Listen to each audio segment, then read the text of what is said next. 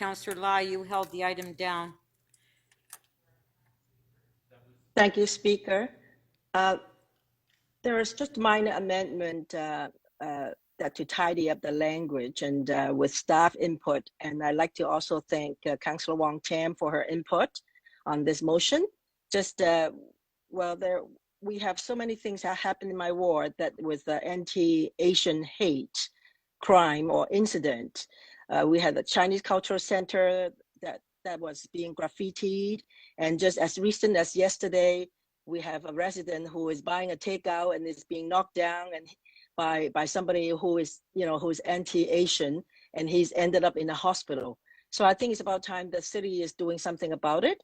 And I'd like to thank the mayor for his leadership on hosting a roundtable, virtual roundtable on March 25th. We just wanted to carry on the work, and hopefully we can get staff to have a report, not staff, coming out of the task force to have a report to proactively to confront anti-Asian racism. So with all that said, I am hoping that I can count on the support of council to move forward on this this item. Thank you. Are there any further speakers on this item? I would just like to say a word, Speaker. I can't, unfortunately, the screen doesn't permit me, I don't think, to indicate it to Mayor Tory? Well, I want to thank Speaker Councillor Lai for her initiative on this, and I want to thank as well the councillors who helped us out on the day of the roundtable, Councillor Deputy Mayor Min Wong and also Councillor Wong Tam. And I just want to say that, something that happened right in around that time, and it just happened to be a coincidence at the police board that numbers were reported. And, this is not a list you want to be on, and it's not a list you certainly want to be at the top of. But the police chief indicated to the police board right around the same week that for the first time in a long time, if ever, the number of reported anti-Asian, racist and hate derived incidents had actually been at the top of the list in terms of the number of such incidents being reported to the police. And, as I say, you'd rather that list didn't have anybody on it, but I think it indicated something that was going on that we had to speak up. And we've done so much, I believe, as a council, and lots more to do. We've done so much about anti-Black racism. We've historically taken a leadership role, we and our predecessors, on anti-Semitism in the city. I think increasingly we've been standing up and speaking up and showing up, as I always will say, about anti-Muslim and Islamophobic kind of behavior. But I'm not sure we have paid as much attention, notwithstanding that we did actually have a chapter of the city's campaign, Toronto for All, that was devoted to anti-Asian racism. So I think it is past time. It is past time because, while you see the graffiti and these kinds of more publicized examples, what we don't see, we maybe hear about them because we're elected representatives and we get emails talking about incidents that go on the subway where somebody is just grievously abused, and they don't fight back on the subway because it's the subway, and I think people are intimidated, and I think they feel stigmatized, and there's human nature not to fight back. But we have to fight back on their behalf and say that we're just not going to accept this, that we're going to find a way to take, as we did with anti-Black racism, because that is what Toronto for All is all about. Toronto is meant to be for all, and therefore any group that is stigmatized in this way, that is stereotyped in this way, that is abused and harassed in this way, and subject and victimized to this kind of harassment is something we have to, as I say, stand up, speak up, and show up to fight. It's just fundamental to who we are and what we are here. So I congratulate Councillor Lai for kind of formalizing something that I started as I don't want to call it informal, but it was just an opportunity to listen to what the community thought we should do. And there were a number of things that they mentioned on that occasion at that meeting that, we didn't have necessarily on our radar screen as we might have. And the other councillors involved, all the ones I mentioned, were very helpful in that regard. And we're going to bring some to the table and perhaps get a facilitator from the community to help us to carry on these discussions. But I think this is, it comes at the very end of the agenda in a funny, and when I say funny, it's not funny, but in a kind of an odd sort of way, when this may be the most important item that we have on the agenda for the entire meeting, is to sort of stand up and speak up and show up and act against this kind of thing. And I hope this exercise that we're going to continue with, thanks to this motion, will help us to take action and to, make sure the prevalence of this kind of thing disappears entirely, because that's got to be the objective. Thank you, Speaker. Thank you. Councillor Wong Tam to speak. Yes, thank you very much, Madam Chair. And I want to just convey my thanks to the mayor who originally pulled the community together in his virtual boardroom.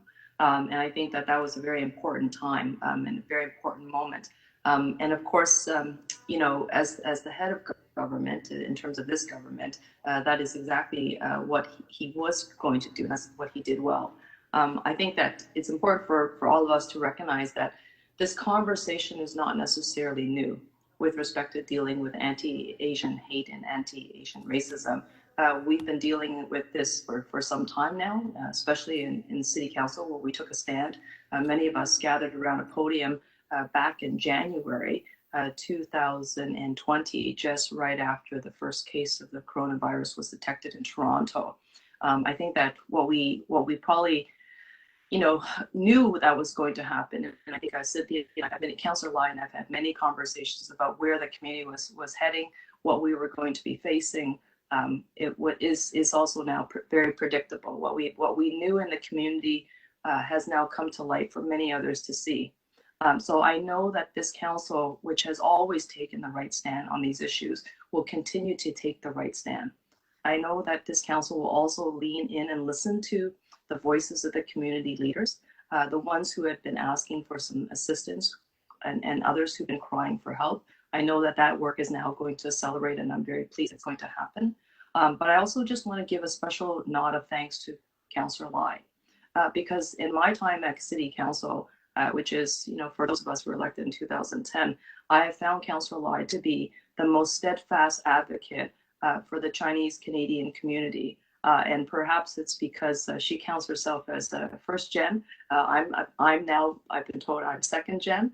And that makes a huge difference when that is still your predominant language is not English, when that's where you feel the most comfortable in your speech. And there is a huge difference for those of us who speak without the accent. There is a difference for those who do speak with an accent. There are those who don't even get a job interview because their name is quote unquote too ethnic. So I think that there's more that we can do at the City of Toronto to ensure that we combat anti-Asian hate and racism. And I look forward, I wish we didn't have to do the work. My friends and colleagues, I know you know this as well. I wish we did not have to do the work, but I know that now that we're tuned into it, now that the statistics are before us and we're seeing what's happening to this community, which is feeling, I would say, tired and vulnerable, in some cases terrorized, I know that we will stand with them, steadfast, shoulder to shoulder, to let them know that they belong in Toronto, and we recognize that this community has been here for hundreds of years, have helped build the railroad, and was really, pivotal in laying the foundations for this country. And I know that this council will be steadfast and loud and vocal in saying that the coronavirus, COVID-19, is not the fault of any one community. We're going to say that loud and clear and repeatedly, and that there's no hate and there's no room for hatred and racism or any type of bigotry in this city. And I look forward to doing that work with you, my friends and colleagues. Thank you. Thank you. So on the motion, MM 3129.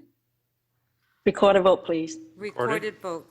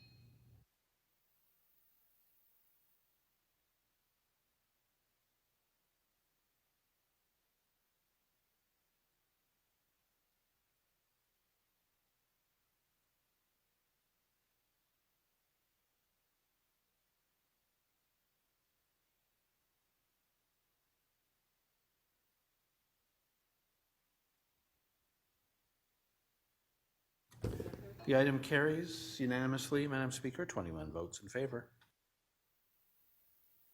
Thank you. Our last item is MM 3133. Councillor Wong Tam, you held the item down.